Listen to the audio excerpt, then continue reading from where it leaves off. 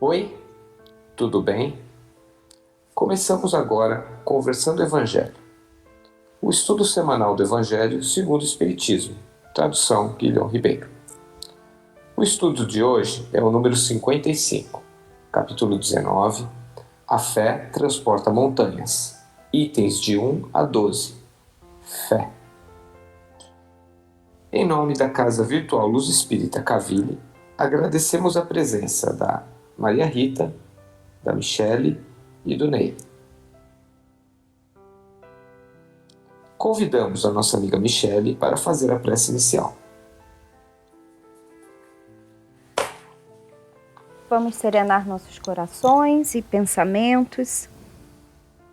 Deus, nosso Pai, Jesus, Mestre amado, agradecemos por mais uma oportunidade de estudo nessa noite. Agradecemos pela espiritualidade amiga que sempre nos ampara e nos auxilia. Agradecemos por termos o seu Evangelho em nossa vida e podermos ser melhores a cada dia.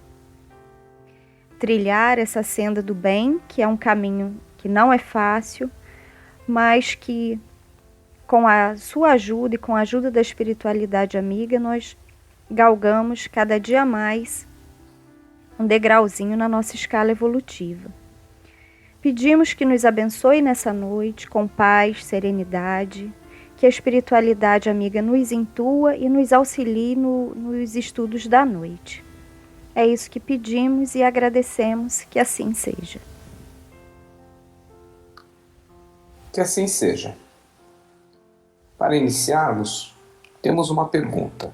Que relação há entre fé, esperança e caridade?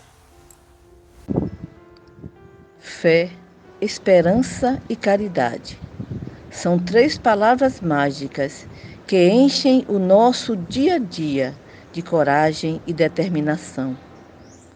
Elas estão sempre ligadas e onde uma está, as outras também estão. As pessoas de fé são pessoas que alimentam a esperança e praticam a caridade. Em Hebreus 11:6, o apóstolo Paulo nos adverte de que sem fé é impossível agradar a Deus. Realmente, sem fé não agradamos a Deus. E sem esperança fica muito difícil viver relativamente bem neste mundo de expiação e provas.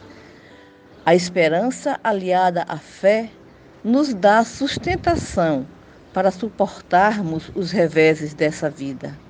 A caridade, por sua vez, alimenta a fé e a esperança, sendo a máxima da doutrina espírita que nos diz que fora da caridade não há salvação. E complementando, quais os tipos de fé? Então, nós podemos falar da fé cega e da fé raciocinada, que o Espiritismo tanto fala, né, da fé raciocinada. A fé cega, ela não é apenas só ignorante e dogmática, mas ela também é intolerante.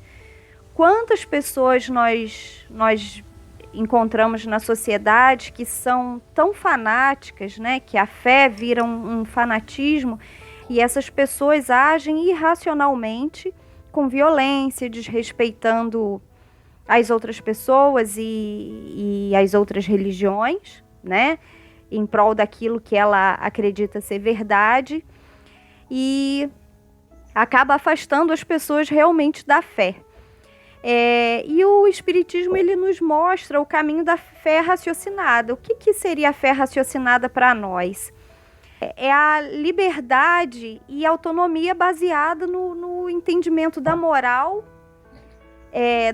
sob a ótica filosófica e humana. Kardec, o Espiritismo, quando Kardec começou a entrevistar, né, os espíritos, o Kardec, ele estava num período completamente da razão. Era um período histórico que a fé não valia de muita coisa. Então era muito aquele período de ver para crer realmente, as coisas tinham que ter embasamento científico, era a era da razão.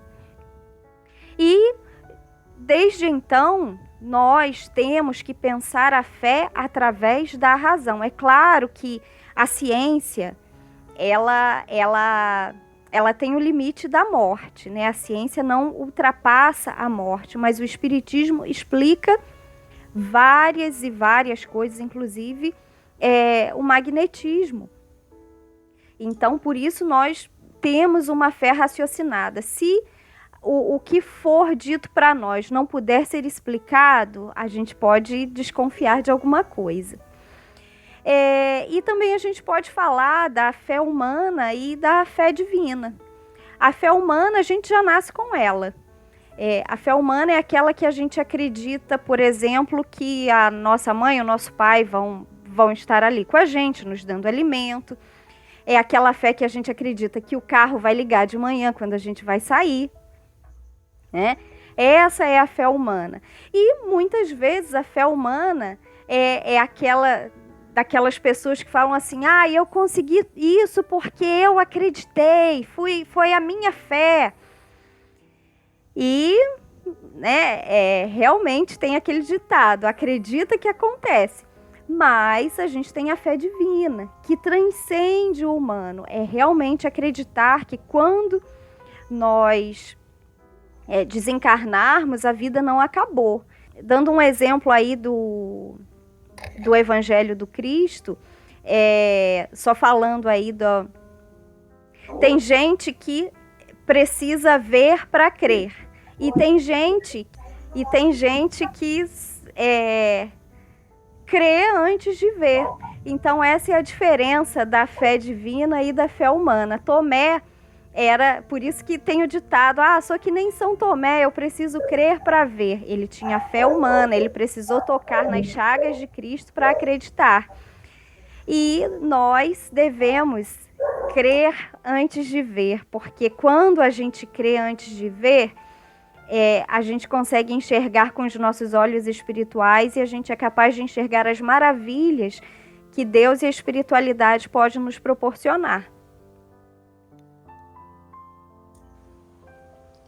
Excelente. E a pergunta que fica é: a fé cega pode gerar fanatismo? Pois é. Primeiro vamos saber o que é a fé cega, né?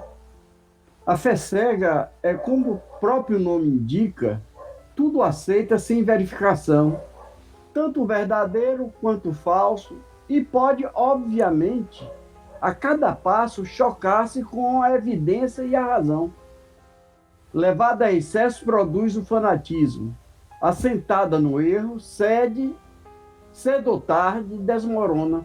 Historicamente, as religiões sempre lutaram para impor seus seguidores uma fé ingênua, ignorante, baseada em dogma e quase sempre se opunha a descobertas da ciência.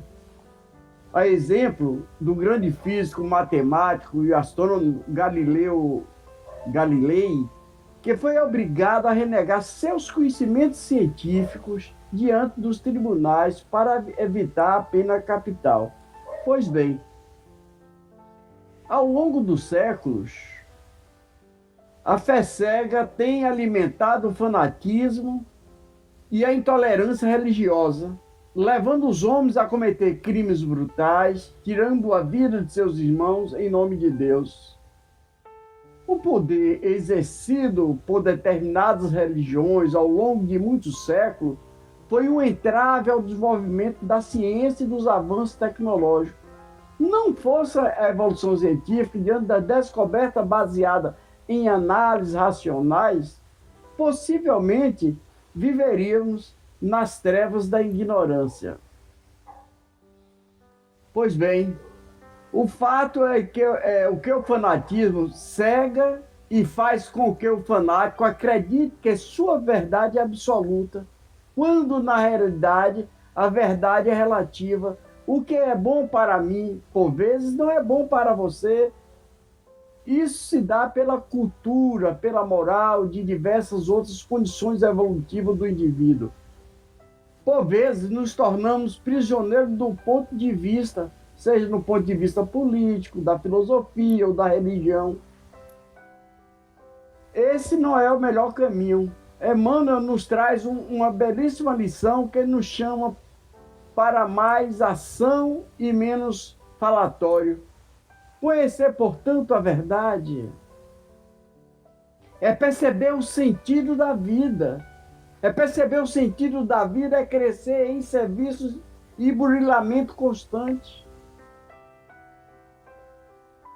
Observa desse modo a tua posição diante da luz. Quem apenas vislumbre a glória ofuscante da realidade fala muito e age menos. Quem, todavia, lhe penetra a grandeza indefinível, age mais e fala menos. Portanto, meus irmãos, podemos definir o fanatismo como uma crença exagerada, uma adesão cega a uma visão de mundo ou doutrina, de tal modo que o fanatismo identifica sua crença como a verdade absoluta e sente como o dono da verdade. Pior, considera seu inimigo todos aqueles que não compartilham de sua fé. Ao fanatismo e à própria atitude autoritária do fanático, a filosofia, a ética e a política contrapõem a tolerância, isto é, a atitude e capacidade de admitir nos outros maneiras de pensar, de agir, de sentir diferentes ou mesmo totalmente opostas às nossas. É quando um cidadão sofre essas violências, essas perseguições políticas, policial, certo? Tudo isso aí, por quê?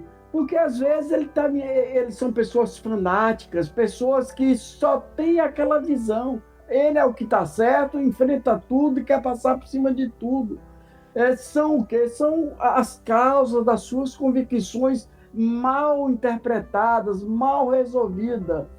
Então, é por isso que pedimos sempre para sermos tolerantes e que a nossa tolerância prevaleça na nossa sociedade. Gratidão.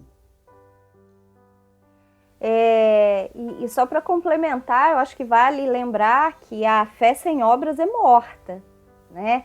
Então, é muito importante que a gente tenha isso como mantra. Nós temos que trabalhar. Não adianta a gente pregar uma coisa que a gente não faz. Não adianta eu dizer, Senhor, eu tenho muita fé em Ti, eu acredito, tem que ser caridoso, nós temos que amar o próximo, mas eu não faço. Então, a fé sem obras é morta. Nós precisamos ser exemplo de fé para as pessoas. Jesus, ele disse, pedi e ser-vos-á dado, mas esse não é de graça. Não é que Jesus vai cobrar da gente, não. Mas para a gente pedir, a gente tem que fazer também, porque a gente precisa trabalhar. É o degrauzinho da escala evolutiva que a gente precisa galgar. Então, lembrar disso. Agradecemos a todos pela colaboração no estudo da noite e aproveitamos e serenamos o nosso corpo material, fechando nossos olhos, elevando o nosso pensamento a Deus, agradecendo a oportunidade de estarmos aqui no planeta Terra enquanto encarnados, podendo crescer, aprender, evoluir e expiar. Agradecemos ao irmão maior Jesus, que nos disse que deu o caminho, a verdade e a vida. Que nós possamos trilhar esse caminho com humildade e com tenacidade, buscando sempre a nossa elevação espiritual.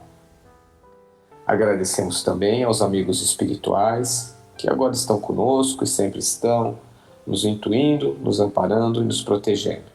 Que eles continuem junto conosco nessa nossa jornada terrena. Ó Mestre, fazendo-nos de nós instrumento da tua paz. Onde houver ódio, que nós levemos o amor.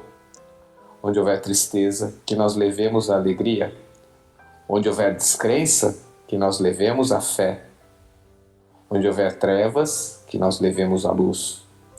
Onde houver guerra, que nós levemos a paz. Ó Mestre, fazei-nos antes de mais nada, consolar a ser consolado, amar a ser amado, pois é dando que se recebe, e é se perdoando que se é perdoado, e é nascendo, crescendo, morrendo e renascendo, evoluindo sem cessar. Tal é a lei. Que assim seja, graças a Deus. Tenham todas uma boa semana e até o próximo estudo. Fiquem com Deus.